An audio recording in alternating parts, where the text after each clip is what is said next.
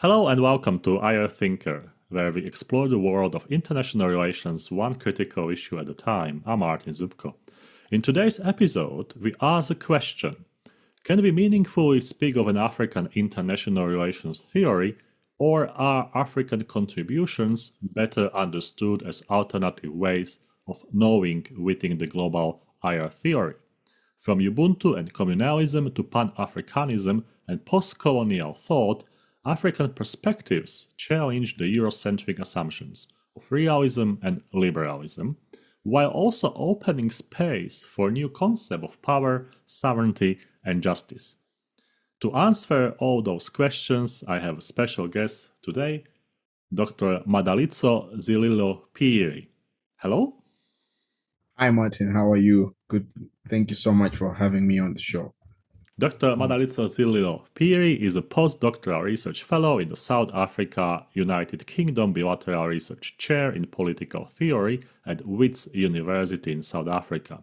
He has previously held fellowships at the University of Cambridge and was a Carnegie Corporation Fellow through the Next Generation of Social Science in Africa program. His research explores the political economy of racialized welfare in South Africa and Brazil, also Black political thought and decolonial theory. You also publish books, articles that I will include in the YouTube description. For instance, you are the co-author of The Monuments and Memory in Africa, which is a quite good book to read, and I highly recommend it to our viewers. So, can we meaningfully speak of an African IR theory, or is it more accurate to describe African contributions as alternative epistemologies within the global IR? Sure. No, thank you so much for this question. And I think my perspective on this is that when we look at the African continent as an epistemic zone, as an epistemic possibility, that it's been crafted through the colonial lenses, which becomes a limiting perspective when we think about the possibilities that not only the discipline of international relations, but political science, sociology, the rest of the social sciences. So Africa is a very huge continent, 30 million square kilometers with 6 different time zones, with different regions across the continent, different perspectives about how African folk see themselves in relation to the world. But I think over and above that, the colonial gaze also forces us to think about Africa through very simplistic terms and not take a much longer historical genealogy that explains the complexities of how the continent has been a contributor in history, a contributor in even the genealogical foundations of humanity itself, as most people that study the genome sequencing would actually push us to think through that. So I think that taking that longer route helps us to have an appreciation of the continent that has already given birth and possibilities and contributions to ancient civilizations and going all the way to the modern times, where the epoch that we occupy, like right now. So I like to take a perspective that pushes the African civilizational discourse, not as an uninterrupted, but also trans-historical identities that have been crafted through over time, but have also been disrupted by the colonial gaze. This is also a good point to remind to our viewers how we understand Africa. Because many of our viewers, they understand Africa like African states. So they have like 1960s as a sort of time line. But Africa is like, how many thousand years old? So this is what we shouldn't overlook, as you rightly point out. Definitely. I think this is something that we constantly need to revisit and to engage with. And when we think about the continent, that state formation is as recent as the Berlin Conference, when King Leopold and a few other European monarchs and state makers decided upon the crafting of the continent for the purposes of colonial expansion and the expansion of the capitalist economy that created the so-called states that we occupy in the current era. But those political formations, the idea of the nation state, is not only limited to this era that we occupy, that identities are much more transhistorical. I think Africans already had developed very sophisticated ways of seeing themselves and relating to others in ways that have been studied extensively by various scholars. There are two concepts I would like to elaborate on, and that's Ubuntu and communalism. We in the European Union, we interpret these concepts in various ways. But I would like to know how these concepts reshape core higher concepts like sovereignty, anarchy, or international order. Yeah, I think for us to have that understanding, I think we have to go back to the basis of the Westphalian peace itself.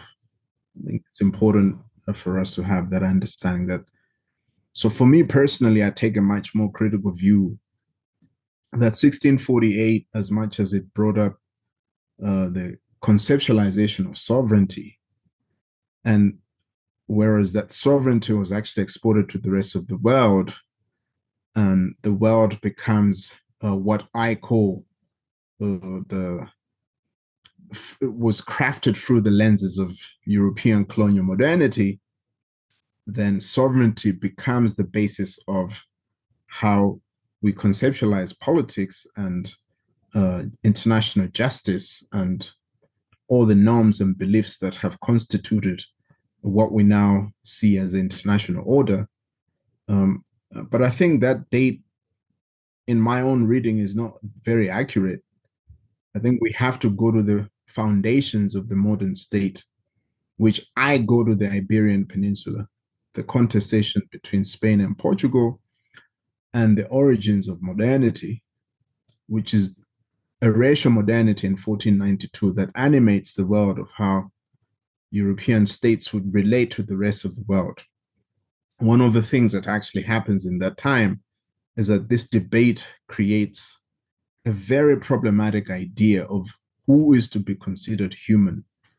There is the ejection of Muslim communities and Jewish communities in the Iberian Peninsula, and then the communities that Spain and Portugal come into contact with after the Pope intervenes in that complicated discussion becomes the basis of what the nation state would be. It's a place of ejection. It's a place of rejection. Now, African communalism and Ubuntu as a political philosophy exist as a perspective that values and centers the human within community. You remember that I've just explained that the process of ejection is what animates the world of colonial modernity. And in the context of African communalism, what is the individual within community becomes a centerpiece of organizing all political authority, legitimacy, as well as identity and belief system that is anchored in a perspective that relates humanity to the ecology. It's not a perspective that wants to triumph over somebody or to dehumanize somebody in order for itself to exist. So I just want to stress that when we think about the perspective of how African folk have thought about what it means to be human and what it means to exist in a world that has dehumanized or debased their identity, that this is one of the perspectives that weaponizes or gives us a different appreciation of how humanity can actually be reborn in general, outside of the state-centric perspective that is so dominant and hegemonic. That would be also a good research or research article if we could apply Ubuntu and communalism to different problems in the world, in different parts, to see that comparison. Because often we apply the Western concepts on African problems or issues. So that would be quite interesting research comparison. How would research articles be if we apply the African concepts on non-African issues? Well, I think I can maybe say a bit more on that. One of the things that we suffer in terms of how knowledge hierarchies have been created and in terms of how concepts have been created, I was discussing this earlier on in a class with my students, and it's exactly what you've already highlighted, the importation of concepts. But now it's also very complex in one sense, because African humanity has already been debased by the Eurocentric perspective that there are no epistemic possibilities from the continent. And therefore, if you look at the world rankings, etc., whether one is reading the Times Higher Education ranking and which universities actually rank as the centers of knowledge, it's always, Oxford, MIT, Harvard, Yale, Columbia, and many European institutions. So already, because the world has been crafted around those rubrics, and we don't have an appreciation of what can actually come from other parts of the world and other centers of the world, then that multiplicity of existence and multiplicity of concepts cannot exist in the Eurocentric canon, right? And having said that, I'm not negating the fact that African folk or people that have been racialized as Black have not been producing knowledge that is outside of this existing architecture. They've always been producing knowledge and always existing, going against the grain so that they make sense of narratives of domination, narratives of erasure, epistemically or politically or socially, and being ejected from the systems that have been created that do not favor the conditions of those who've actually been erased from the canon of humanity. So there are those knowledge systems that have already been created, and we need to make sense of them. And I would like to add that I've been researching Africa regarding energy security and diplomacy, and I found great research, great reports, great initiatives in Africa. But as you said, we are sort of blocked by the Eurocentric perspectives. But the amazing progress that African universities made in the last, let's say, 10 years, it's almost undocumented. And I would like to encourage our viewers and researchers to get in touch with African researchers or researchers based in African universities, because there are many great initiatives going on. And I think that would be also good momentum for the new collaboration, for the new initiatives, and just put behind those perspectives that we have about Africa regarding the hunger, international aid, people have nothing to do, or those things, because Africa has changed, and I think many of us just haven't noticed that. So I know there are issues in Africa, there are issues in the European Union, so that's natural development. But regarding education and educational sector, I think Africa is progressing, and I would be also happy to go to Africa and spend 1 or 2 years at the university there to enrich myself about new perspectives, because this is our mission, and sort of like this is what we live for the research, for the new knowledge, for the collaboration. How might African approaches to power and authority complicate the state-centric ontology that dominates mainstream IR theory?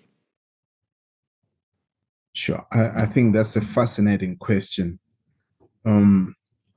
Especially when we think about, I mentioned already in terms of how the continent was crafted at the Berlin Conference, which is a very problematic positionality in terms of where most of the things that African or contestations, whether it's geopolitics, the sharing of resources, the sharing, the construction of identity, the construction of the economy, the political, all of that has been framed around this very realist perspective that goes back to the scramble of Africa in the 1800s, in the late 1800s.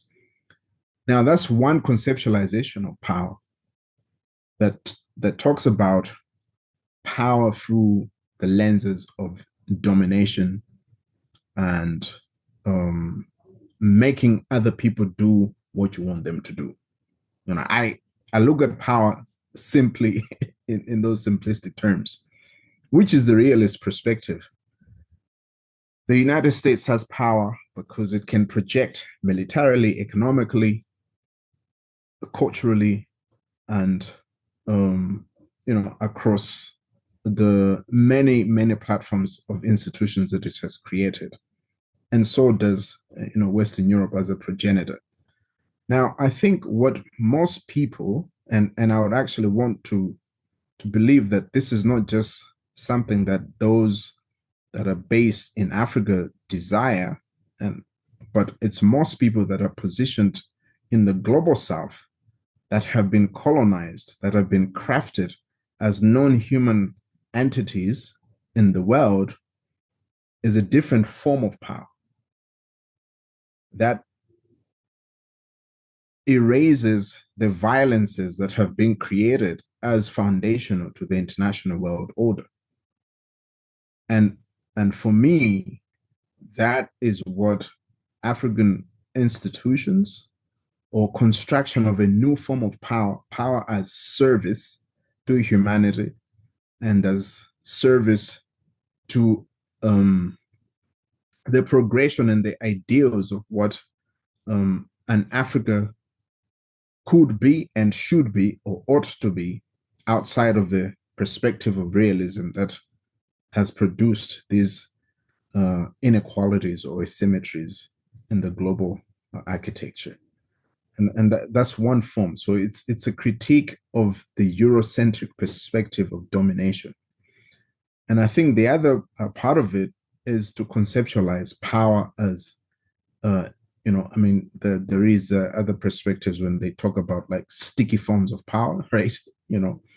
But I think there's also new forms of power that are emerging, which I think is predominantly power through culture and music, and a lot of I can go on in terms of how African artists are challenging these ways of presentations that have animated the world for the past many centuries, and really to reassert the agency and the identity that is crafted around a new African identity in 21st century society. And one question I must ask is about multilateralism and power, because we have United Nations. Security Council has parliament and non-parliament members. Right. But Africa is excluded. And how is this possible after that many years of claiming that Africa is independent, Africa has a voice, Africa has representatives? But still, when we go back to the key institutions, Africa is excluded from, as you said, projecting that international power. Do you think that cause is in that colonialism? Or do you think it's just unwillingness of the big nations or countries like USA, Europe, China to include Africa in decision-making processes? Sure, Ahmad. I think this is a very interesting question because it also goes to the foundational principles of the UN Charter itself in 1944, leading to the establishment of the United Nations systems in 1945. I would say that there are several things that we need to also pay into or provide the historical context. The first thing is that the organization that existed even in the interwar years between the First World War and the Second World War, the League of Nations, maintained international hierarchy. Right. And that is at a time when most of the world was actually colonized. We had the Ottomans being, very powerful, the Austro-Hungarian Empire being powerful, the British and the French being powerful, and all of this clashed into the First World War, as we know that. But and with the rise of the United States, but the institutions that actually emerged from that are still very much animated by this racial question. There are several countries that are not included in this unequal hierarchy that emerges. And then as the Second World War ends, we have the victors, China, Russia, the United States, the United Kingdom, and France shaping the world order, the new institutions that we've just celebrated now over the past 80 years that they've existed. And I do think that most of the ideas that replicated what I understand as a global racial empire never died because a new institution was actually forming. The victors of the Second World War were forming or giving birth materially to a world that has been produced, that we've lived in as a liberal international order in the past 80 years. And that's never been an inclusive social contract. It's never been an inclusive humanity. Now, there is one perspective where one can say, okay, so, what should Africans do about that? Do they go and cry at the Security Council, say, oh, we want to be included, we want to have like a permanent member of the P5? That's not going to happen. I think we've been having this discussion for the past 80 years, and we know that that's a reality that will not be realized in our lifetime, for example. But I think what we need to agitate for, and this is what I call it's a sovereign internationalism that is outside of the bounds of the liberal international order, that is fictitious and claims an inclusive humanity, and that's not actually inclusive. I think there is an article that I was actually teaching on quite recently, where it discusses some of the founding architects of even the Universal Declaration of Human Rights, a character like Charles Malik, who was from Lebanon, but actually was a larger part of his life was based in the United States, and was linked to the counter-revolutionary moments that wanted to maintain this idea of international hierarchy, like a counter-revolutionary moment.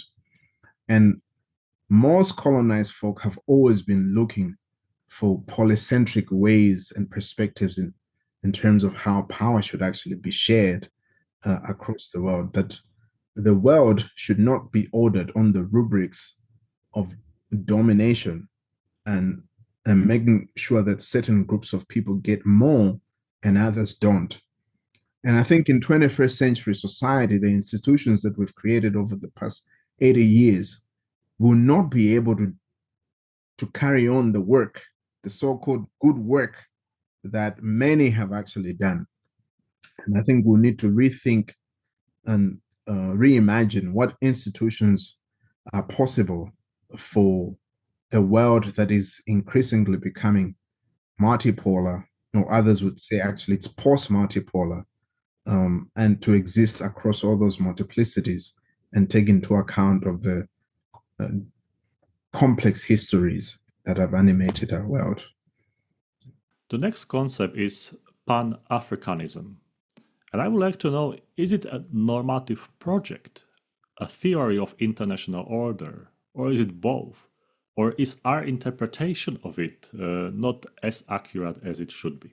So, in your words and based on your research, what does Pan-Africanism mean in Africa? Sure.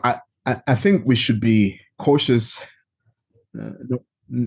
not to always label, not labeling, I'm saying in our thinking, but to really force ourselves, because the Eurocentric canon is fixated on finding meaning and labels and, these rigidities. But I can say that many scholars are obsessed with isms. I will invent my ism. So it's not gonna be something that it's already there, but it's gonna be mine. So I think therefore this is that complexity of labeling, as you said. Right. So I think I take the liberty to think more about the complexity of following history. And for me, I trace Pan-Africanism to how processes of racialization forced Africans to respond. So I think there are two moments that I talk about, which will also pave to the third moment. Number one is the French Revolution, which becomes a bourgeois revolution, and it's an exclusivist revolution. And number two is the American Revolution, which is also a bourgeois revolution that is exclusivist. Those two revolutions do not negate the slave question or the slavery question. Whereas sandwiched between these two bourgeois revolutions is the Haitian Revolution, where the Haitian people, the colonized people, overthrow France and institute a whole new system that's not predicated on slavery in a republic that France had actually held on to as a prestige of the French Empire. And I think for me, that is the origin of an alternative world that's not fashioned from the ashes of slavery. And it animates the Pan-Africanist imaginaries of the late 19th century and early 20th century. Now, what are the ideals that we find in there? There is self-reliance.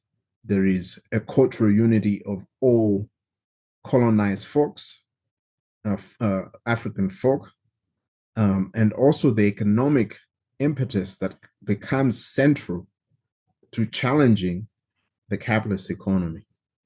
And the first 5 congresses that were organized by Black diaspora thinkers and activists like W.B. Du Bois, George Padamon, much later, and Kwame Nkrumah, and we have Julius Nyerere, and several other crucial figures, key figures of the late early 20th century. They give us a sense in which anti-imperialism and the cultural unity of all Africans becomes central to this imagination of bringing about Pan-Africanism.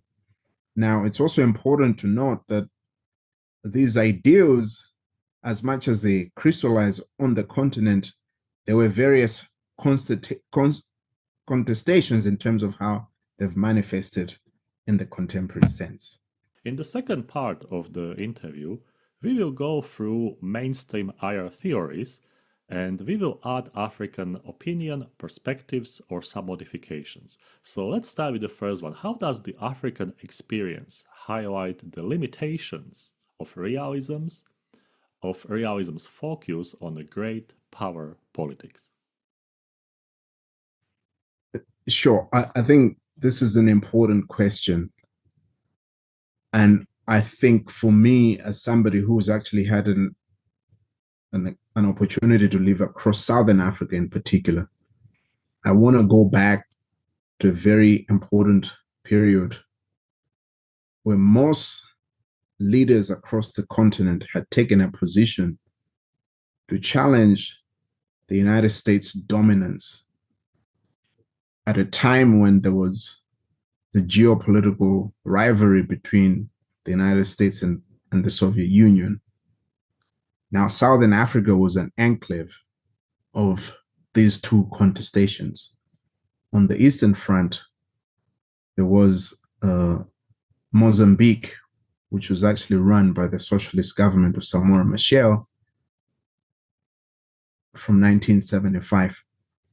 And on the Western Front, there was Angola, which was actually run by another socialist government, the MPLA. And towards the south, there was the apartheid state in South Africa. That was a minority government that was actually supported by Western governments, or sustained by Western support over the a larger part of the 20th century and its duration. Now, this becomes very important to understand, because one of the engagements that the United States forces was a policy that actually pushed towards the total onslaught, like the distraction of the liberation movements that were contesting these new political imaginaries. And I think that's one way in which the African states, particularly the frontline states like Zimbabwe, Mozambique, Namibia, and Angola, decided to go against this level of aggression that would have destabilized the entire region, forcing apartheid South Africa and the frontline states into a negotiation where the African National Congress would actually be allowed to run for the elections and enter into a pact. Whether that pact has actually been successful in our contemporary times is something that needs to be debated. It's a separate discussion. But I think this is one way in which African states decided to go against the grain and push towards liberatory forms of praxis of projecting political power through regional integration. One of the first institutions that gets to be created in this era is the Southern Africa Development Cooperation, which still exists now, that the economic cooperation that started across the region of Southern Africa, which was later meant to be projected around the political integration, which maybe that's actually been much slower. But this is one way in which African perspectives have challenged the so-called liberal international order, which has different conceptualization of freedom, which was to maintain and support the white minority governments in Zimbabwe and in South Africa, to the neglect of Black subjects that had actually been subjected to violence, to negation and disenfranchisement across all forms of politics, society, and any participation that we can have, that we can imagine. Yeah. What about the next one? And that's the liberalism. We know that this theory of IR focuses or stresses the cooperation institution multilateralism. But on the other hand, when we read the stories from Africa, that someone is paying you, let's say, 10 units for some goods or some raw materials, and it's sold for 250 in Europe, then we are questioning what sort of cooperation is it. So how do you see the liberal IR theory, and what sort of African perspective you would like to stress? Sure. And again, I think when we follow through the framework that I've actually laid for us to understand, is that there is a colonial and racial question. Most African writers and thinkers that were animated by questions of freedom, of liberation, were much more cognizant of the fact that the imperial question had not actually been jettisoned across the continent, and also other places across the African or the global African diaspora. So I think liberalism does not address the embedded inequalities that are founded or that are principal to the organizing framework of the world. Now, I'm not suggesting the fact that, having said that, there aren't other African folk that don't see the liberal system or the liberal functionalities as working towards their advantage. As I've already said, there's pluriversity of ideas. But my position is that because the world has actually been framed around the rubrics of the global racial empire and the narratives of domination, then whatever goods and goods and produce that can actually be sourced from the continent becomes a debased labor and debased continuation of practices that have pretty much like animated the world of the colonial order. So what are the things that we can actually change? I think we need to change all social and power relations. This is why, personally, that's the perspective that I take, that we need to push for a reordering of power relations. There is a book that was written around this by Adom Gerachu, where she discusses the idea of world making after empire, and that we have to rethink the values of politics, the norms, the identities of the international order, so that we begin to frame or we begin to think about the right forms of justice, the right forms and perspectives about who gets what and what is distributed to who, and who benefits from that value chain of distribution. And it's important to think that the rubrics that have positioned Africa in the global capitalist economy do so under a positionality of inequality. Now, a little bit sophisticated question. To what degree do constructivist approaches open space for African voices, or do they remain bound by Western assumptions about identity and norms? Right.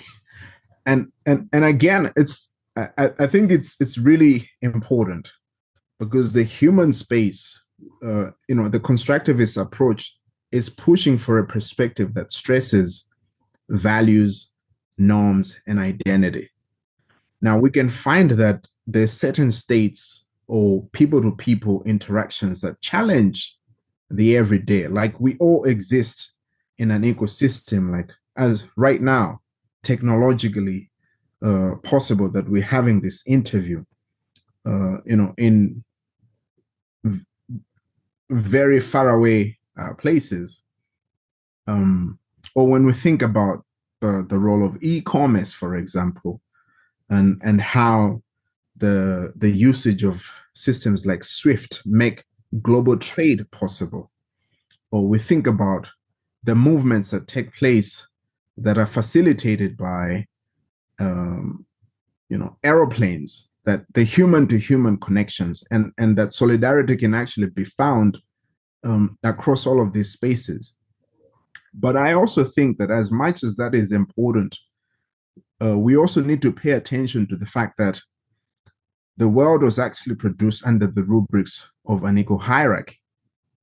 So constructivists also need to deal with this, that you cannot have norms, ideas, and beliefs that are predicated on this inequality that still shapes how the world functions and is ordered.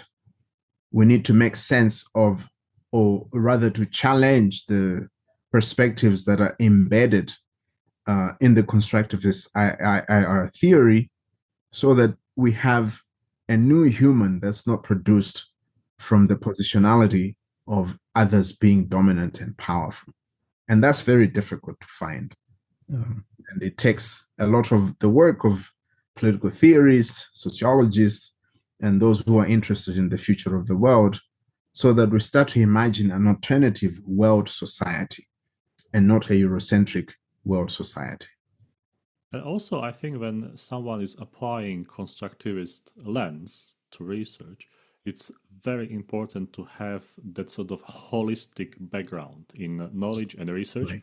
because I found some articles written through this lens, like the research was conducted through this lens. But then when I was reading the article, I thought like, but there is that implication and this implication, and it's not there. So it was very limited by narrow research. And I think this is something that we should also push for more holistic approach, to consider more sort of nuance research Sure. and approach, because that's quite important. Right. Right. The next question is about post-colonial IR theory. In the European Union, when someone is writing a book and using post-colonial IR theory, it's almost great success, and those books are highly valued.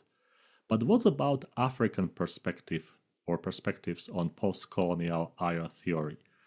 Is there the difference between African perspective and the mainstream sort of Eurocentric perspective on post-colonial IR theory?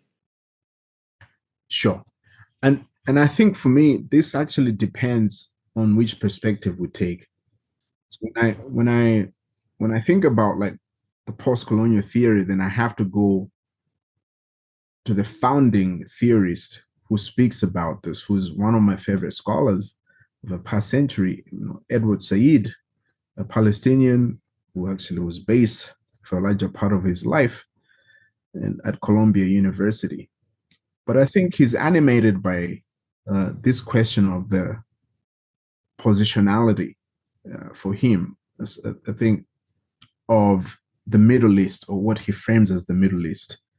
A critical perspective, actually, of what is framed as the Middle East, which I don't agree with that category at all. But I think Edward Said does two things. It provides us with this idea of the Orient and the Occident to help us to make sense of the post-colonial condition. And I take those ideas very seriously. And in the African context, there's been millions of scholars, well, I'm just using that like hagiographically, or plenty of scholars that have actually dealt with the realities or thinking about the perspective that should come from the continent. And now in Orientalism, Edward Said is actually contesting how the world has been framed on these unequal rubrics in terms of the representation of the Middle East. So one would actually question, the Middle East is middle from who? Middle from where? Right? Or the Far East, far from who? Far from where? It gives us the perspective that the world had actually been crafted on these unequal practices of the Orient and the Occident. And I borrow heavily from that. Most post-colonial African scholars have been writing extensively to go against the grain of thinking about the continent in simplistic terms. And the first thing that folk are contesting is this idea of sovereignty. And I think the perspective that the post-colonial imaginary offers us is to think about the notion of African sovereignty across the spectrum. You will recall that I have already framed that the rubrics that are foundational to the functioning of the world are based on inequality. And where is this actually exemplified? I think a larger part of it have also been in French West Africa, where when the French were actually departing in the 1950s and in the 1960s, there were certain pacts and agreements that were signed to make sure that France would still have a presence in French West Africa to jettison African sovereignty. Most of these countries were actually pegged to the French franc initially, and then like right now to the euro, so that they never had independent central banks. Most of the deposits that were meant to influence and propel, build the economies, build their political systems, and build their social infrastructure were actually decimated through unequal practices where money was actually transferred to Paris, and then they had to borrow the same money that was produced in their own societies from their own coffers to make sense of their social infrastructure. Now, this still exists. This is a question that actually pushes against African forms of sovereignty. Now, I think the post-colonial imagination needs to center these perspectives. There have been many movements across the continent that have challenged this imperial projection of power and domination, whether one looks at the Ibrahim Traore in Burkina Faso and the formation of the alliance of Sahel states that challenged the domination of what is perceived as colonial and imperial influences and colluding. And I think a lot of interpretations across the continent understand that this is the unfinished work of what the 20th century anti-colonial organizing left undone. It is to long for this conceptualization of politics through the sovereign as framed by making self-reliant choices and independent alliances that can actually catapult many societies that are subjected to the unequal conditions of the international order into the future. As we mentioned 4 streams of IO theory, may I ask which one is the most popular in Africa, or which one is sort of, as we say, trendy among scholars in Africa, if possible to say that? Well, I think this is rather a very difficult question to answer. In one sense, I think we also have to go to the pedagogical perspective, right? I think this links to the perspectives that I have actually highlighted earlier on. We cannot divorce the teaching of IR or the teaching of political theory in general from the construction of the hegemonic Eurocentric knowledge systems in the universities. So there is that connection, that very intimate connection. And I think when that happens, it also produces certain kinds of scholars, certain kinds of perspectives that can be deemed to be relevant. So I would actually say that for most folks, there is an idea that Africans would want to cooperate. But we're also limited by the very fact that there are real interests that are animated by the desires of states in the real Eurocentric way, that a state needs to have political legitimacy, it needs to have an army, it needs to have the ability to police and taxation. That these conceptualization of how we see ourselves have not gone away. And I think that's still very dominant, and it has shaped how whether people speak about African cooperation, etc., that when people come together, that this realist perspective still dominates. And I think for me, the perspective that I would really want to push for is what I've just explained, or expressed right now, which is very rare. It's that of an African sovereignty or an African political thought of resistance and reimagining the social and power relations that have animated the world from a position of international hierarchy. What are the risks of essentializing African IR theory, and how can scholars balance plurality with coherence? I do think that when we essentialize, we provide very simplistic understandings of the world, and now that does not only look at the African continent, but it's also the whole world, and in whatever region we're thinking about. We should have more collaborations that are based on solidarity and not necessarily domination in order to challenge these essentialist perspectives. I think part of the problem when we deal with the Eurocentric way of thinking about the world, we continue to replicate 19th century solutions for a 21st century world.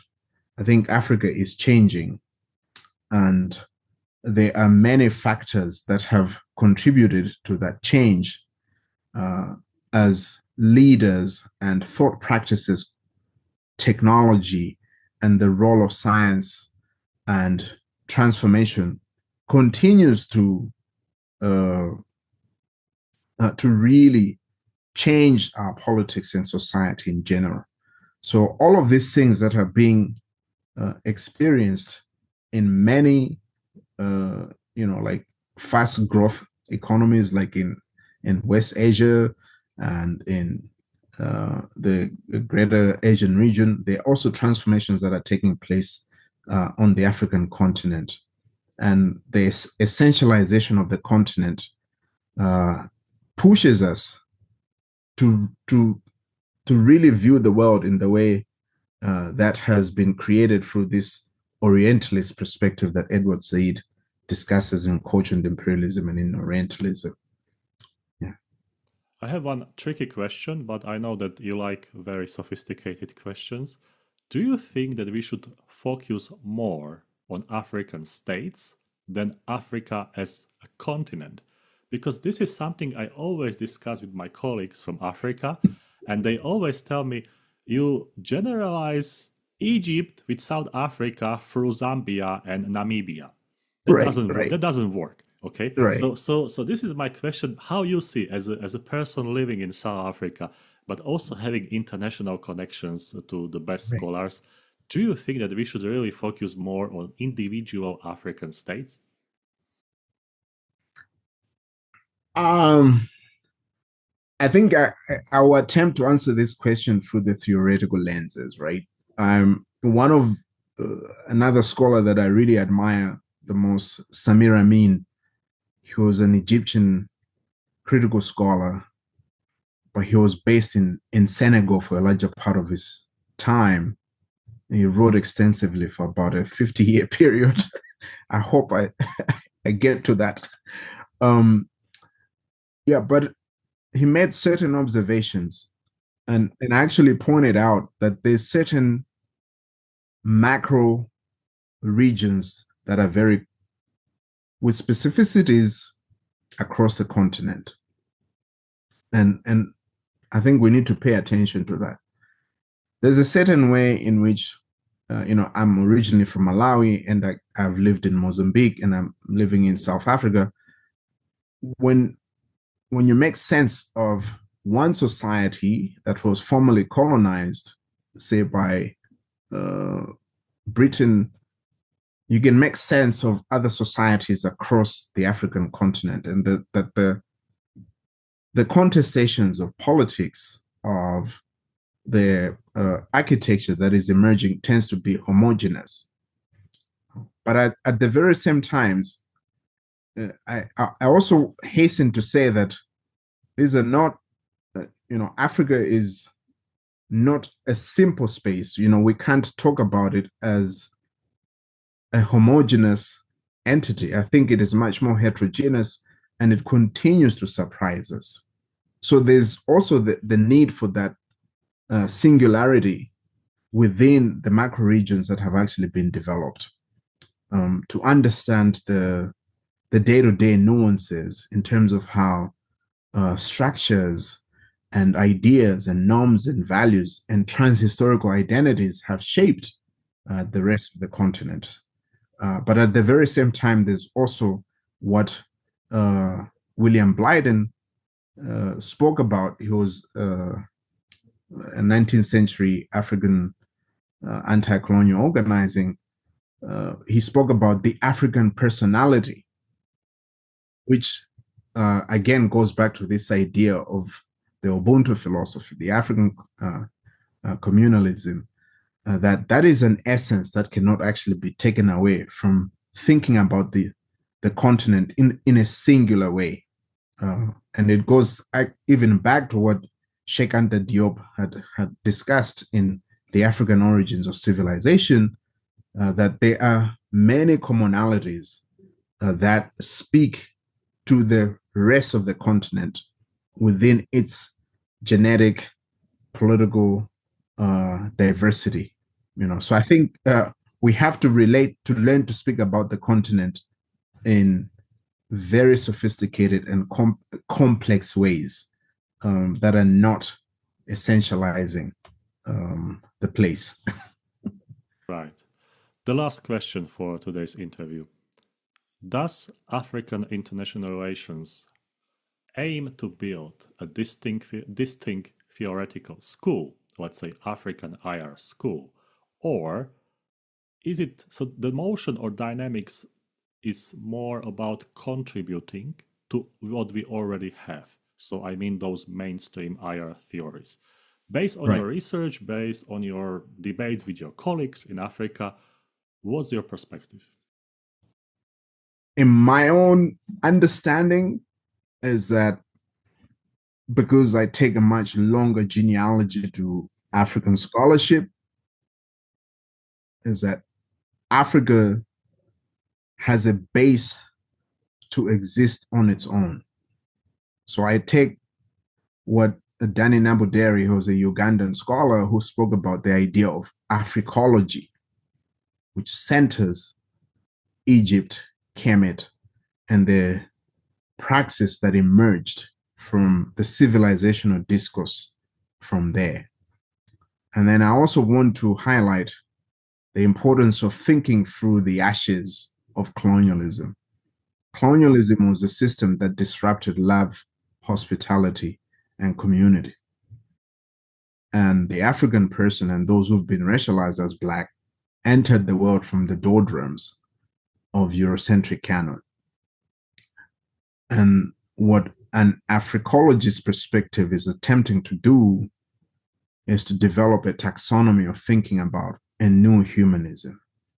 And that new humanism actually is a liberatory praxis which should be embedded in our politics or political theory and for the benefit of the greater humanity. I think the rest of the world faces all of these uncertainties and geopolitical contestations, but as long as Africa continues, the African question is jettisoned and not resolved, the world will not rest. And I think there's something organically important that will be contributed from this continent to give us about new forms of understanding what that radical, the gesturing towards a radical humanism pushes us to do. So Phiri, many thanks for sharing your research insight with us, for your perspectives on IR theory. I think this is a very great and fascinating topic that we should talk about, we should write about, and I wish that this episode also contributes to better collaboration between African scholars and other scholars, not only from Europe and the United States, but also from Asia, from Middle East and other countries like Argentina, Brazil. So let's hope for this. And again, I would like to encourage researchers or junior researchers to get into different perspectives where Africa can play a very significant way. Dr. Phiri, many thanks again for being on IR Thinker. Thank you so much, Martin. I appreciate it.